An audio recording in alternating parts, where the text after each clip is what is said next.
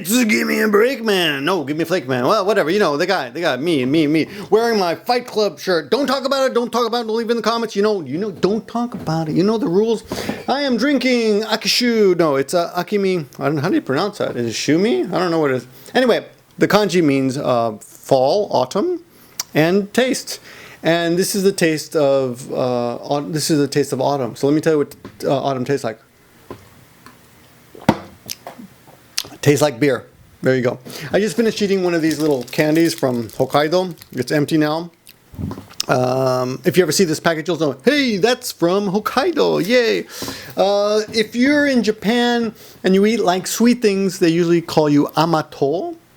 And if you like spicy things or beer, they usually say you're karatou. I don't know why, but anyway, I'm both. I go both ways. You know what I mean? Yeah, that's right, buddies. Yeah, you guys are lucky. Okay, let's get to the point of the video today. I am doing. Oh yeah, this is a bracelet from Just Miyabi. She sent it to me for my birthday. She's got my docs. It's very nice, and makes me feel kind of Japanesey. Though I'm not one of those foreigners who really cares about being Japanesey, but as you can tell. Anyway, I'm doing a video response now. This video is that video response to a young lady named Comical Reina. That's her YouTube name. But if you look at, for some reason, under her YouTube channel or under her YouTube videos, it says Reina DT. Anyway, the links are in the description. Check her out. She's Japanese. She lives in Canada. I think she's got like the opposite of me, because she's lived in Canada about 20 years, and I've lived in Japan about 20 years. She's hot, and she's female. I'm not female. I'm played with testicles full of testosterone, which leads me to my next reason I'm mentioning her. You're probably played with the same problem of having testicles filled with testosterone, which affect the way you think, and which is why you'll be happy to sub to her, because she's also quite attractive. And she's got a baby, too. Oh, by the way, speaking of babies, today is Maggie's birthday. So happy birthday, Maggie. So go check out her channel. Give me a bone dog, where I will put up a video of how we pamper that little pooch. How we got her actually a birthday cake. The students got together and we had a little birthday party. It's quite ridiculous. But she doesn't know. She just looks sitting on the couch going, what's going on? Why are you guys singing at me? And we're like, blow out the candle. Well, forget it. It's embarrassing. Anyway, video response. Reina did a video talking about how she went into a gaijin bar for the first time after coming back from Canada as an exchange student, and she just reached over naturally to grab a paper towel or something, and she said, "Excuse me," and then later the foreigner is like obviously upset that she assumed that she just thinks I don't speak Japanese, and she asked us, if we'd ever had that kind of experience, and there are phases in Japan. When you first come to Japan, there are phases.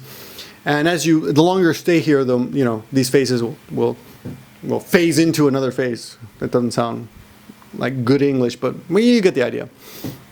Anyway, but the first thing I thought of when I heard that is The Great Escape. In the movie The Great Escape, there's a scene where these British people are trying to get onto a bus, and the Germans suspect that they're not German, so they say something like, what was it? Was it Gesundheit or bless you? Yeah, it's like someone sneezes, so the German says bless you, I think, and the guy says thank you, or thank you, you're welcome. Anyway, the point is, it was a natural reaction, and that's how they caught him. So Reina was reacting naturally, and unfortunately, this caused the uptight gaijin to just overreact and give her shit. So when I first came to Japan about 22 years ago, I think it is now,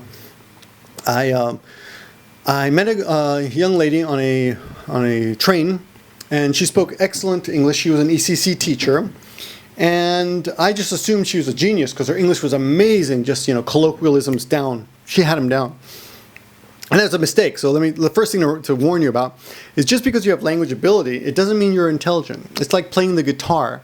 Some people pick it up faster than others. But it doesn't mean you're smart. It just means you have a natural ability for it. So even if you meet someone who has 5 languages, it doesn't mean they actually have reasoning capability. They can be very illogical. But of course, it is a very useful skill. Anyway, I met this girl. Her name was Tomoko, actually, and I hope she doesn't watch this video, but I don't think she will. But she wasn't stupid, but she wasn't a genius. That's my point. She was a nice girl, and we became friends. And I eventually hired her to teach me Japanese. And I took like 6 months or a year of lessons from her privately. And I got to the point where I could communicate, basically in Japanese. And I wanted to go out and practice it. But one of the most frustrating things I experienced at that point, in that next stage, I guess, in my life here in Japan was nobody will speak, or very few people would speak Japanese with me. Everyone wanted to practice their English. And I remember even one case I was sitting on the subway and this girl sat next to me and said, "Oh, can I practice my English with you?" And I had just gotten here like a few weeks, and I'm like, "Sure, go ahead." So she asked me some questions, and looking back, it's really annoying, that kind of stuff. And I wouldn't, I definitely wouldn't like it now. But here's the thing, I'd be okay with it now. But in between that time and this time, there was a stage where I wouldn't have been okay. So the next stage is number 2, basically being frustrated because you can speak some Japanese, but no one will practice with you. Then you get to the point where you're kind of confident. And you're like, your Japanese is better than a lot of people's English, and you want to practice it more. But you feel insulted because people, just assume because of your face that you don't speak Japanese, when the truth, the fact of the matter is that most people who look like this, Western or non-Japanese at least, don't speak Japanese. There are a lot of tourists here wandering around, and they don't speak any Japanese. And actually, even people who've lived here a long time, I've known this guy who's lived here 20 years, still doesn't speak Japanese. He just can do money. He can just do the money and basic things. But yeah, it's amazing, really. Because it's the kind of country where you can get by without speaking any Japanese. You don't need Japanese to live here. But believe me, the more Japanese you know, the more doors open and the more experiences you have. I do highly recommend you putting in the effort if you're going to be here a long time. If not, I don't know. If you're only going to be here a year, maybe just get the basics down and go off and have some fun, right? Yeah, so anyway, you start feeling really resentful, and some gaijin become so resentful to the point of being like rude. I remember my girlfriend coming home, many ex-girlfriends ago, before I was married. She came home one day, and she's like, "Oh, I met a foreigner on the way home," and he's like, we had a nice conversation, we're speaking all in Japanese, and at the end, I asked him, "Where are you from?" Whatever. And he said, New York desu. And she said suddenly, "Oh, I love New York." And he's like snapped. He's like, "Oh, why you speak English to me?" Because I don't know why he's speaking with a German accent, but he was all crazy angry. And I ran into him months later at a bar, and we were all sitting together at a big table, and he walked over, and she's like, "That's the asshole who yelled at me on the street." And I, confronted him about it. And the funny thing is, he wouldn't even make eye contact. And a lot of you who watch my channel know I used to be in the bar business a bit. So I've observed quite a few interactions. You do a lot of people watching.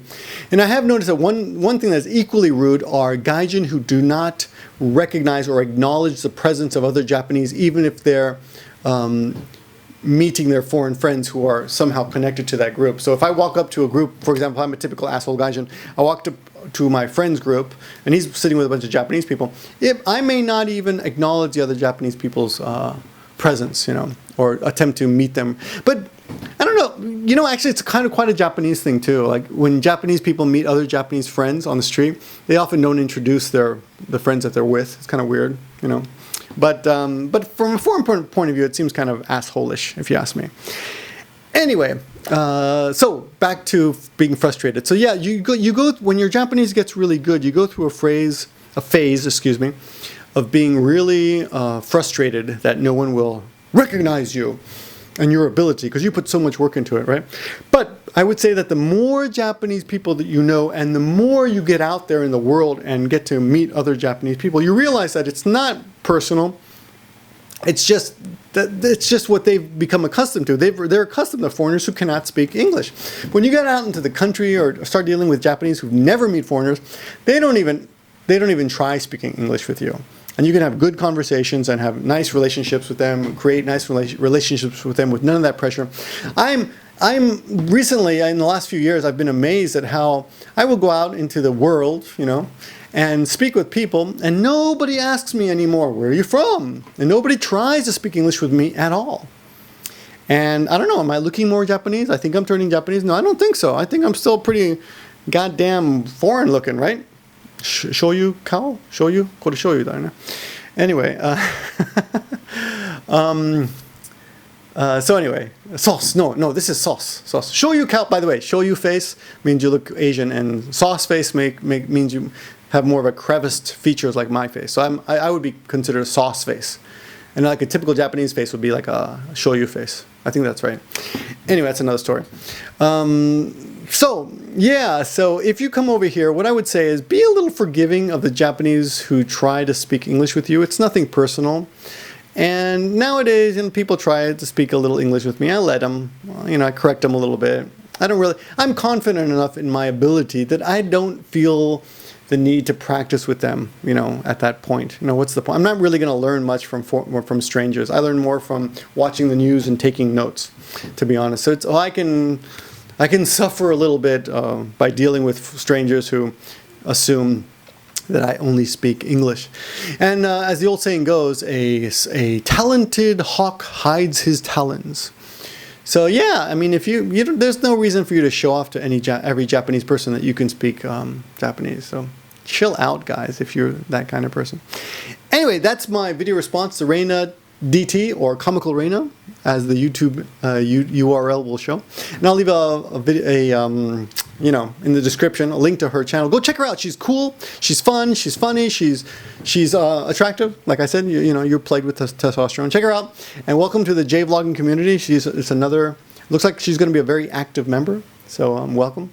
And that's all I got to say. Thanks for watching, everyone. I'm going to just upload this with no editing, because you know how I feel about editing. Talk to you guys soon. Bye-bye.